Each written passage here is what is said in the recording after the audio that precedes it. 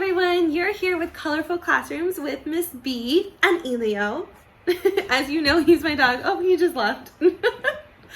Anyways, today with Colorful Classrooms, we aren't just going to do reading, we aren't just going to do writing, we're going to be doing what's called ethnic studies.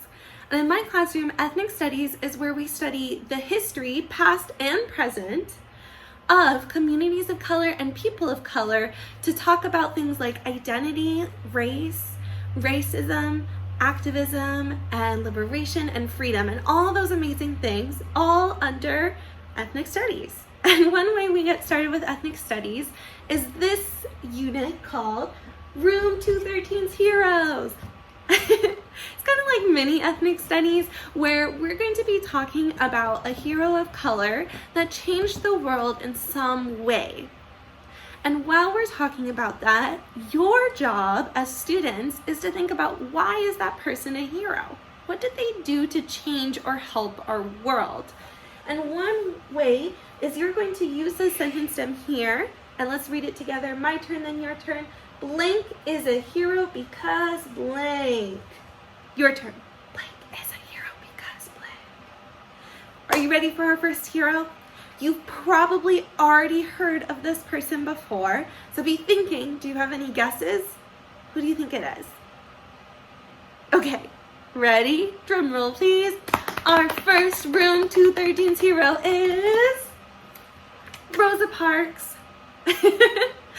I know you probably already learned about her before, and if you're in my class, you definitely learned about her before because you did a research project, but I thought it was a good way to ease back into ethnic studies and also remember or learn, if you're not from my class, how to do the kind of routine of Room 213's heroes.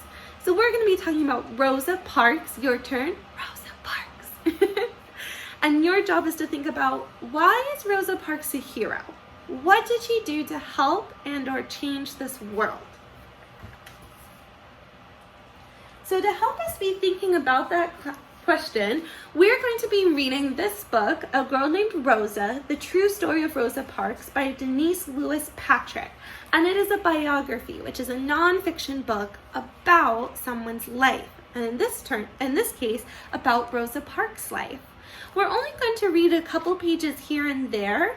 I thought these were the most important pages, and if you want to read the rest of it, I will link the book down below, or it might be available on the library to check out via audiobook or maybe digitally as well. So I'll link it below. We're only going to read about 5 pages so we can learn about Rosa Parks' life. Before we get started, I know I've done a lot of talking, it's okay. I have 2 vocab words that we're going to go over. In my classroom, when we learn vocab words, we rub our hands together and I'll throw you the word, you'll catch it, and then we'll clap out the syllables. Are you ready for our first one? Okay, warm up your hands. Ready? Racism. Clap, catch it. Racism. And then clap it out. Racism. Racism. 3 syllables. So racism, if you're from my class, you already know, so this will be a review. If you're not, maybe you already know, but in racism in my class is defined as prejudice plus power. And prejudice is the unfair biases or opinions people make that are not based in truth or in fact. So prejudice is I would say 99.9999999, if not 100%, unfair. And when it's combined with power and having to do with race, it turns into racism. Power can be anything from money, it could be like government power, it could also be privilege that you have due to your like your income or your skin color or your race or gender or any part of your identity. So be thinking about that. Racism is prejudice plus power. The other vocab we're going to learn, are you ready? Rub your hands together. Get ready to catch it. Activism. Clap it out. Activism. Activism. Very long word. But activism means taking action to change something that is unfair and bring social change. So activism can be used to change unfair things like prejudice or racism. Maybe you know someone who's an activist, which is someone that does activism. Maybe you have some activists in your community that do activism. Maybe you do activism. For example, my kiddos wrote letters to the city council. That's a form of activism. They were telling the city council about something that is unfair. So now that you have those vocab words in your head, we're going to read a couple pages from A Girl Named Rosa. And just to remind you, your job is to think about blank is a hero because blank. You already know the first blank, right? What's the name of our hero? Yeah, you know the first blank. So Rosa Parks is a hero because blank. A Girl Named Rosa.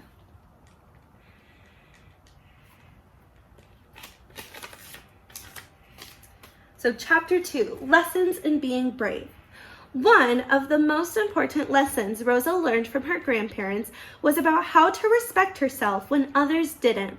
Many white people didn't want African Americans to have equal rights. In some states, there were laws to keep Black people separate from white people. They didn't want African Americans to vote to change those laws. So those laws were actually called Jim Crow laws. And these laws were very, very racist. Just like the book said, the whole purpose of those laws was to keep Black people and white people separate and also unequal. And remember, separate can never be equal. It's not. We're gonna skip part of Rosa Parks' childhood. Just remember, it's amazing. And we're gonna jump into her adulthood, which is where she really became an activist. Raymond Parks, which is Rosa Parks' husband, also encouraged Rosa to get involved in the civil rights movement. Remember, the civil rights movement was a time where the Black community and their allies came together to fight against the racism of the Jim Crow laws and other racism that the Black community was experiencing. So encouraged Rosa to get involved in the civil rights movement. He was a member of the National Association for the Advancement of Colored People, or the NAACP. This organization had been formed by a group of Black and white people who wanted to end unfair laws. Rosa Parks became a leader of the Youth Coalition of the Montgomery NAACP in 1949. She wanted to give young Black girls and boys what her grandfather had given to her, courage and a sense of self-respect. Those qualities helped Rosa deal with unjust laws that existed in many states. So Rosa Parks got involved in the NAACP. She eventually, I don't think I said it, but it said leader, but she actually became secretary of the Montgomery chapter of the NAACP. And in the summer of 1955, Rosa Parks attended a school, a workshop, where she learned all about activism. She learned how to become an activist and take action to change things that were unfair. Let's see what that led to. So chapter 6, A Serious Choice. On Thursday, December 1st, 1955, so right after that summer workshop or school, it was a very intense training. She worked very hard. Rosa Parks waited for the bus after work. She paid her fare and then went to enter the back door to the Black section of the bus. She got a seat in a row with 2 other Black people. The bus became crowded and the white section was full. The driver told the Black people to get up because there was a white man standing in the aisle. The 2 people next to Rosa moved. She decided not to give up her seat. She was not, and I'm repeating this because it's very, very important. She was not simply tired from work that day. She was tired of all the times she had been treated unfairly. She made a serious choice. The driver refused to move the bus. Rosa refused to move herself, so he called the police. So a lot of people say that Rosa Parks was just tired from her job. That is not true. she was tired of the racism. She was tired of being treated unfairly and her community members and herself hurting. So she decided to not give up her seat. Eventually, as you probably know, that led to the bus boycott, which is where the Black community and different members of the community, such as white allies and other allies within the community, chose to give up the bus system and fight for the end of those Jim Crow laws that segregated the bus. Eventually they won, and there are laws that changed all that, and then that helped give power to the civil rights movement and inspire so many other people to take action against the racism that was happening.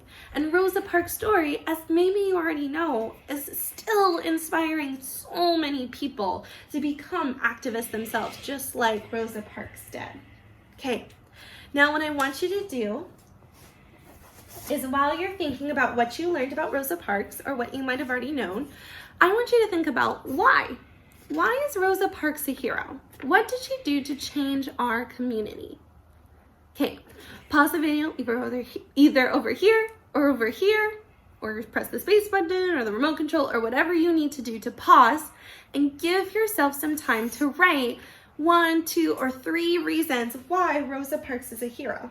And don't forget to use your sentence stems so you're using full sentences. So Rosa Parks is a hero because blank. If you're a 4th or 5th grader and you want to take this a step further, or maybe if you're younger and want to challenge yourself, pause the video for longer and maybe do some research about Rosa Parks. See what else you can find out about her life, because I only gave you a small little glimpse of this brilliant, amazing person's life. Okay, pause the video, do your white paper. You got this. Okay. Hopefully you unpaused, because I'm about to show you my answer. Pause it if you don't have your answer ready. Unpause it if you're ready to see mine. Mine is really simple. I did it as if I was a 2nd or 3rd grader, so I gave 2 reasons why. Rosa Parks is a hero because she was an activist and inspired people to speak out against racism. So that is the reason why Rosa Parks, 2 of many reasons why Rosa Parks is a hero, and why we are talking about her during ethnic studies and Room 213's Heroes. Okay. Well, I hope you all enjoyed the lesson. I know I learned a lot more about Rosa Parks. Hopefully you did too. If not, you got used to our routine, and maybe I'll introduce you to new heroes that you don't know about already. Okay. I miss you if you are from Room 213, and if you're not, I'm sure you're amazing too. But I do miss my little ones in Room 213, even though they're probably going, oh, Miss Brandon, I'm not little anymore. Okay, I'll talk to you later. Bye.